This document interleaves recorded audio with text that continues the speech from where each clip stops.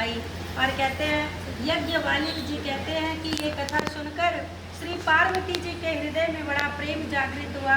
सुंदर वाणी में क्या कहती हैं कि हे भोलेनाथ, आपकी कृपा से मेरा सारा संदेह दूर हो गया। और कहती हैं श्री रामचरित्र मानस को सुनकर के राम जी के चरणों में नवीन प्रेम जागृत हुआ, नया प्रेम जागा। अब मैं धन्य हो गई हूँ। क्यों? क्योंकि दृढ़ भक्ति राम जी की मेरे अंदर जागृत हुई है। कहते हैं यह शुभ शंभु उमा संवादा। पूरी कथा में शिव जी और पार्वती जी का संवाद है। कौन किसको कथा सुना रहे हैं? शुरू में शिव जी पार्वती जी को सुना रहे हैं। और कहते हैं सुख संपादन समन विषादा, ये सुख को देने वाला शिव और पार्वती का संवाद। और कहते हैं शोक का नाश करने वाला है, जन्म और मरण का अंत करने वाला है। मतलब कि जो इस कथा को निरंतर सुनता है फिर दोबारा जन्म मरण के चक्कर में नहीं पड़ता। और कहते हैं संदेह का नाश, भक्तों को आनंद देने वाला और संतों को प्रिय है। कथा कहती है जितने भी राम जी के उपासक हैं उन्हें भगवान रामचरितमानस के सिवा कुछ प्यारा नहीं लग सकता है। कहते हैं राम जी की रघुपति कृपा जथा मति गावा, जैसी मेरी बुद्धि विवेक और ज्ञान था। कौन कह रहा है? ये भोलेनाथ जी कह रहे हैं इस पवित्र चरित्र को मैंने तुम्हें सुनाया। कहते हैं इस कलयुग में, अब तुलसीदास जी कहते हैं कि इस कलयुग में कहते हैं कि योग, यज्ञ, जप, तप, व्रत और पूजन आदि कोई दूसरा साधन आपसे हो ही नहीं सकता है। कितना भी करने की कोशिश करो, कोई ना कोई बाधा, कोई ना कोई त्रुटि रह ही जाएगी। हम हवन भी कर रहे हैं, ये भी पूर्ण रूप से तो नहीं हो पा रहा है, बहुत सारी त्रुटियां हैं इसमें। कहते हैं बस राम जी को हम याद कर सकते हैं बिना त्रुटि के, नाम जाप कर सकते हैं जिसमें कोई त्रुटि नहीं हो सकती है। क्योंकि राम जी कहते हैं उल्टा सीधा ऊपर नीचे जैसे मर्जी, नहाए बिना नहाए, जैसे मेरे नाम का जाप कर लो मैं ग्रहण कर ही लेता हूँ उसको। और कहते हैं श्री राम जी का गुण गाना, निरंतर राम जी के गुण समूहों को सुनना, बस यही कलयुग में हो सकता है। और कहते हैं ये पतित को पवित्र करती है। ये कथा विशेषतः पापियों के लिए है, भक्तों के लिए तो है ही है, पर जो पतित हैं उनका उद्धार होता है। और कहते हैं कि ऐसा कवि वेद संत और पुराण कहते हैं, इसीलिए हे मन सारी कुटिलता को आज यहीं पर त्याग दे।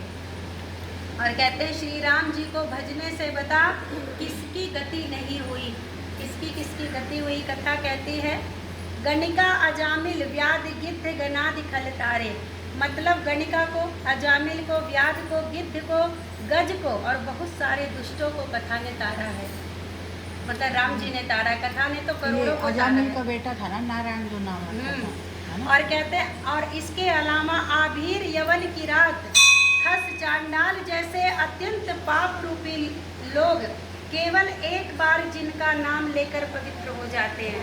अच्छा, राम राम की प्रथा क्यों चली कि जब मिलो तो राम राम करो? ये तो अंग्रेज आए तो गुड मॉर्निंग सिखा दिए हम लोगों को, शुभ रात्रि, गुड मॉर्निंग, गुड नाइट। लेकिन हमारी संस्कार, हमारी प्रथा क्या थी? राम राम की थी।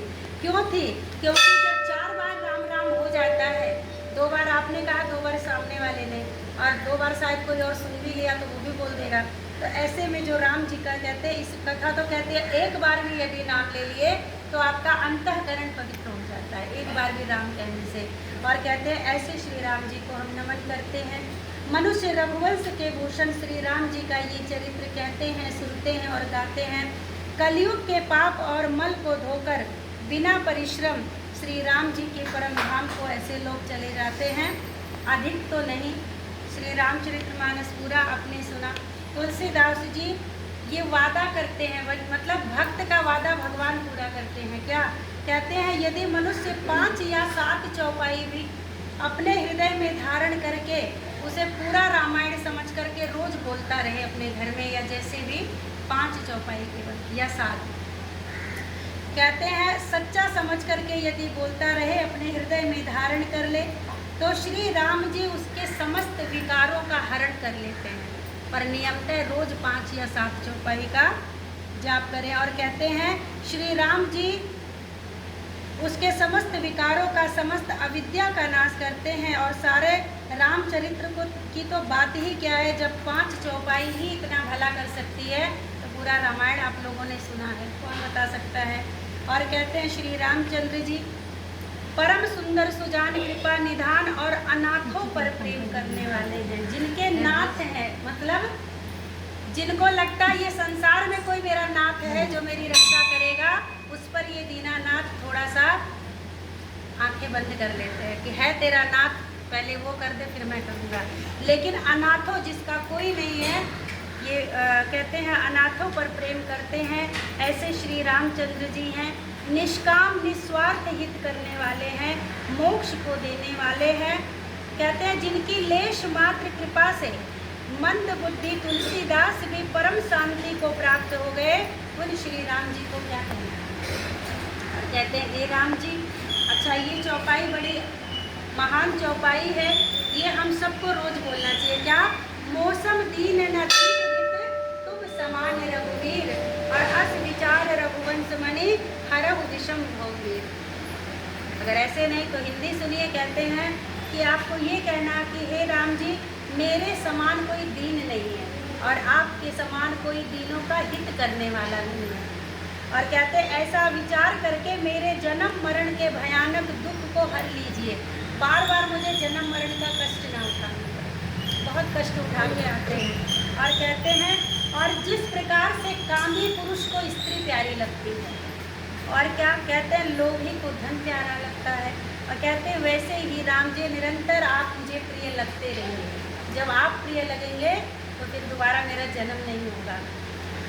और कहते हैं कि इस प्रकार से श्रेष्ठ कवि भगवान श्री शंकर जी ने पहले जिस दुर्गम मानस रामायण की श्री राम जी के चरण कमलों में नित्य निरंतर अनन्य भक्ति प्राप्त करने के लिए रचना की थी, उस मानस रामायण को श्री रघुनाथ जी के मन में निरत मानकर अपने अंतकरण के अंधकार को मिटाने के लिए तुलसीदास जी मानस रूप में रचना की।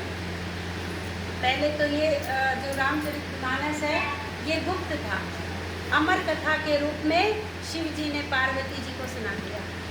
और जब पार्वती जी ने सुनी रही थी तो फिर कौन सुन लिया? पार्वती जी सो गई तो कौन सुन लिया? हाँ, सुखदेव जी सुन लिए। और सुखदेव जी ने इस अमर कथा को, लेकिन अमर कथा का नाम गुप्त कर दिया गया। अमर कथा भागवत जी में भी आती है पर कोई समझ नहीं पाता क्या है वो। यही अमर कथा थी जो सुखदेव जी ने सुना था। और राम अवतार से ही विष्णु नारायण के उसका प्रभाव जो है सुखदेव जी को हो गया था, ज्ञान हो गया था मतलब। और कहते हैं लेकिन जो शिव जी ने कथा सुनाई थी संपूर्ण रूप से संस्कृत में, क्योंकि देवता हमारे संस्कृत को वो करते हैं। और लेकिन तुलसीदास जी बड़े सरल थे, सीधे थे, तो इन्होंने इसे मानस के रूप में, अवधी भाषा के रूप में व्यक्त कर दिया कि किसी गंवार को भी ये समझ में आ जाए रामायण। तो रामायण की भाषा ऐसी है कि सबको समझ में आती है। और कहते हैं ये रामचरितमानस पुण्य रूपी पापों को, कहते हैं पापों का हरण करने वाला, सदा कल्याणमयी विज्ञान और भक्ति को देने वाला, माया मोह और मल का नाश करने वाला, परम निर्मल प्रेममयी जल से परिपूर्ण तथा मंगलमयी है। जो मनुष्य भक्ति पूर्वक इस मान सरोवर में गोता लगाते हैं वो संसार रूपी सूर्य की अति प्रचंड किरणों में नहीं जलते हैं। बोल सियावर रामचंद्र भगवान की।